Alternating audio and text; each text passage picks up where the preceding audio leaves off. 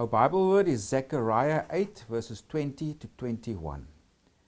Thus says the Lord of hosts, people shall yet come, inhabitants of many cities. The inhabitants of one city shall go to another, saying, let us continue to go and pray before the Lord, and seek the Lord of hosts. I myself will go also. So if you first look at the context of Zechariah.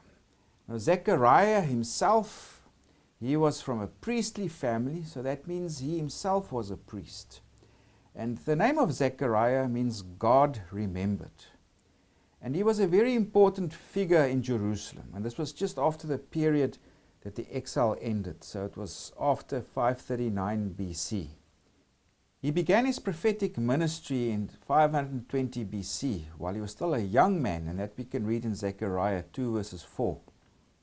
And Zechariah, like Haggai, another prophet, he was enthusiastic for the rebuilding of the temple.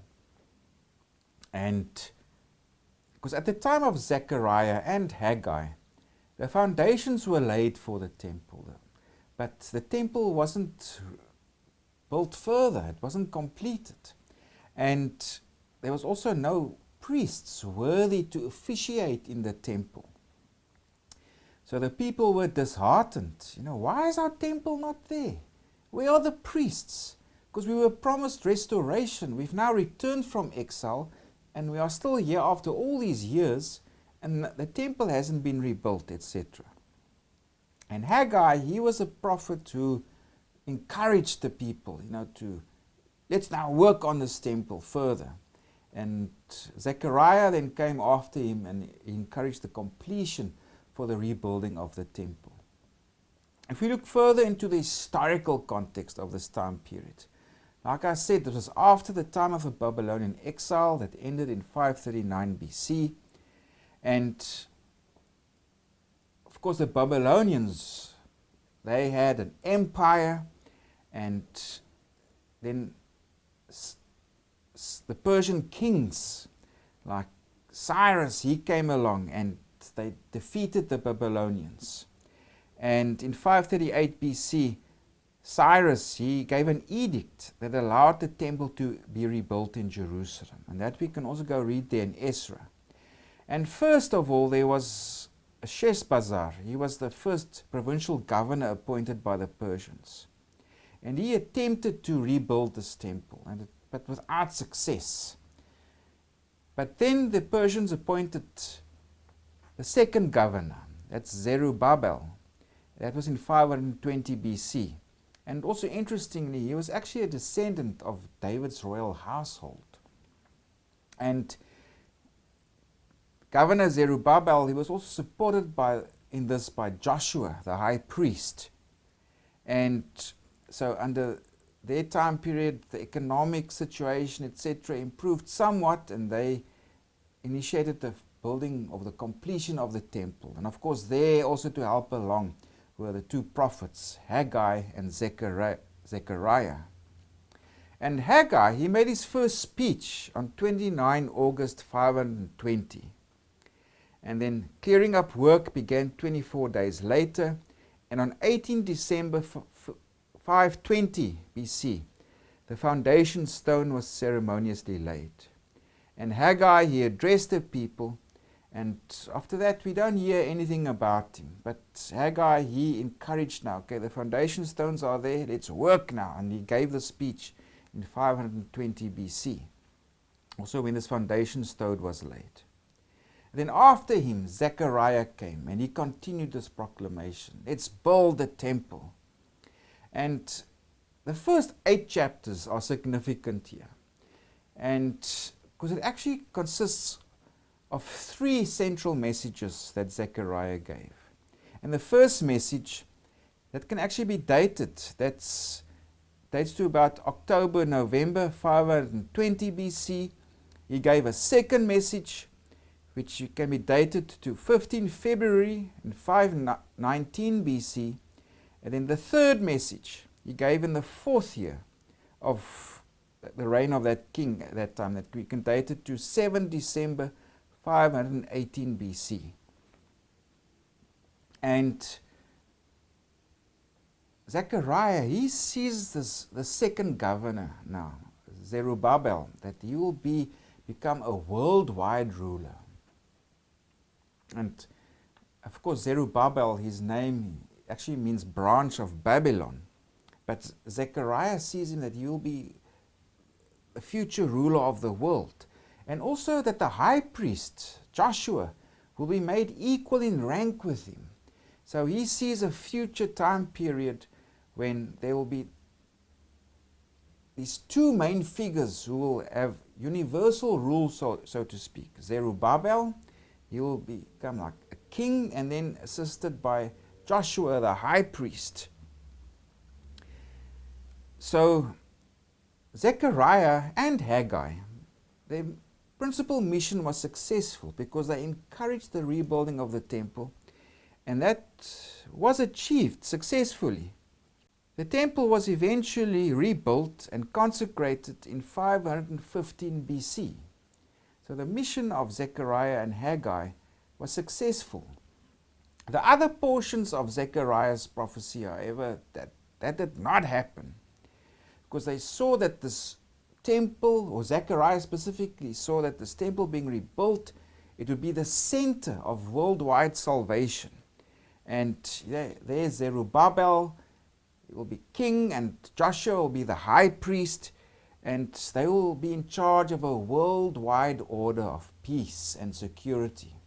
And Zechariah also criticized Cyrus because for political instability, for warfare, and he said his reign won't last much longer, but that also did not come to pass.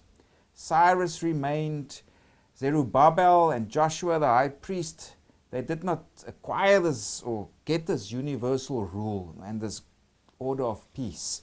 But what is significant of Zechariah is his worldwide vision of salvation. For him, it's not just about Israel. It's all peoples will eventually come to Jerusalem, and they will come and worship God at Jerusalem. And it will be all-inclusive. And here we find the seeds of the language we find in the New Testament. Because there Jesus, he's the true king. And he's also the high priest. And he will establish this worldwide order of peace. This new Jerusalem people will flock to, as we also read at the end of the book of Revelation. And this new Jerusalem that will descend from above. This worldwide pilgrimage, an order of peace and righteousness, it will be established. So, but here in Zechariah, it's there, but it refers to something else. So we see how that message here of the prophet Zechariah was also developed in the New Testament. So it does not refer to Jerusalem, the city itself, but there's a new Jerusalem that will come from above that will replace the existing order. But that's Zechariah, and that's Haggai. It was about, let's build a temple, let's finish it, let's complete this work. And eventually the temple was completed and consecrated in 515 BC. If we focus now on our textual unit, what concerns us here is that third message of Zechariah, and that's chapter 7 verse 1 to chapter 8 verses 23. And that can be dated to 7 December 518 BC. And what happens here is that people from Bethel, they sent a delegation to Jerusalem. So they asked if they must continue the practice of mourning during the 5th month. That's to commemorate the destruction of Jerusalem, because Jerusalem was destroyed in the 5th month in 586 BC. So they sent a delegation. Must we continue with mourning? That also includes fasting. You know, because we're back in our land. We've returned from exile. And so must we continue with this? So God responds to this delegation through the prophet saying, you did all these fasts. You did it for me, God says. God says, no, you didn't do it for me.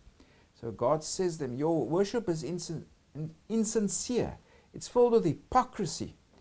And this is a response that God gives through Zechariah. If we go to chapter 7, verses 8, then the word of the Lord came to Zechariah, saying, Thus says the Lord of hosts, execute true justice, show mercy and compassion, everyone to his brother.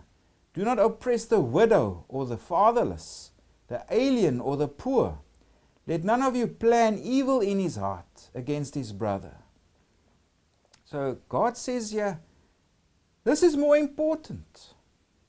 Your conduct must be righteous. If that's not in place, your fasts and whatever other acts of worship you do is meaningless. So first get this right. Do acts of righteousness, etc. And then God says, it was for this reason that you were scattered. That your forefathers, because they didn't listen to me, they were disobedient. They oppressed the poor, the widow, the orphan. They were unrighteous. That's why they were scattered. That's why they went into exile. So do not be like them. And God then also promises that, but that will not continue forever, because He also promises there will be a return of this exile, because that is already taking place already here at the time of Zechariah. And God, in chapter 8 of Zechariah, He speaks of this future glory of Jerusalem. How Jerusalem will be restored. And if we go to chapter 8 verses 1, this is now what God promises them. Again the word of the Lord of hosts came, saying, Thus says the Lord of hosts, I am zealous for Zion with great zeal. With great fervor I am zealous for her. Thus says the Lord, I will return to Zion and dwell in the midst of Jerusalem. Jerusalem shall be called the city of truth, the mountain of the Lord of hosts, the holy mountain. So God is saying here, He will restore Jerusalem. And He speaks there of the children will again play in the streets, and there will be their laughter and playing will be there, and it will be heard by the old men, etc., sitting in the city. And also the restoration might appear to be too amazing. They can't believe it, but God also says, nothing will be too amazing for me. He will bring the exiles back. There will be abundant crops and abundant harvests, and where the people of the Jews, they were a curse among the nations. In other words, it's normally if you curse your enemy, you will say, let things happen to you like what happened to Israel. In other words, they were destroyed. That will be removed, God says. Now they will become a blessing. In other words, people will say, let good things happen to you like it happened to Israel or Jerusalem. Because they were again blessed by God. So in that way, they will become a blessing. So God will restore Jerusalem. His favor again will be upon her. But He also expected people to live righteously. If we go to chapter 8, verses 16 to 17, again God says, These are the things you shall do. Speak each man the truth to his neighbor. Give judgment in your gates for truth, justice, and peace. Let none of you think evil in your heart against your neighbor. And do not love a false oath, for these are things that I hate, says the Lord. So a part and parcel of this restoration of Jerusalem is also acts of righteousness. That the people come right in their behavior. That's part and parcel of Jerusalem's restoration. And then God also says that your mourning, in other words, and also your fasting, it actually be turned into feasts of joy. In other words, instead of mourning and fasting, you will feast. You will eat a lot. And that's what God says there from verse 18 and 19 onwards. There will be great feasts that will be enjoyed instead of mourning. Of course, great feasts accompanies righteous action. And then God also says Jerusalem will be a place where everybody will come to worship. Again, if we read our Bible word there in verses 20 to 21. Thus says the Lord of hosts, people shall yet come, inhabitants of many cities.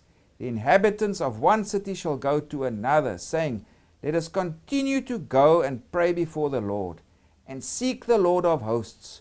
I myself will go also. So people will willingly seek the Lord. But not just Israelites or the Jewish people. Also the Gentiles, those from faraway lands. They will come with the Jewish people to Jerusalem to go on pilgrimage. If we go to the next verse, it says there, yes, many peoples and strong nations shall come to seek the Lord of hosts in Jerusalem and to pray before the Lord. Thus says the Lord of hosts, in those days 10 men from every language of the nations shall grasp the sleeve of a Jewish man, saying, let us go with you, for we have heard that God is with you. So this is Zechariah. He's encouraging people to complete the building of the temple. But also part and parcel of this building of the temple is his message of this restoration of Jerusalem, but accompanied by righteous conduct and actions of God's people. And also that there will be this pilgrimage of people, not just Jews, various nations, that they will come to Jerusalem. They will worship God in Jerusalem. Of course, this vision was not fulfilled in the time of Zechariah, but it prefigures the New Testament and the New Testament hope of the New Jerusalem, where all nations will also come on pilgrimage to God, to have fellowship with God, and in the Jerusalem that comes from above.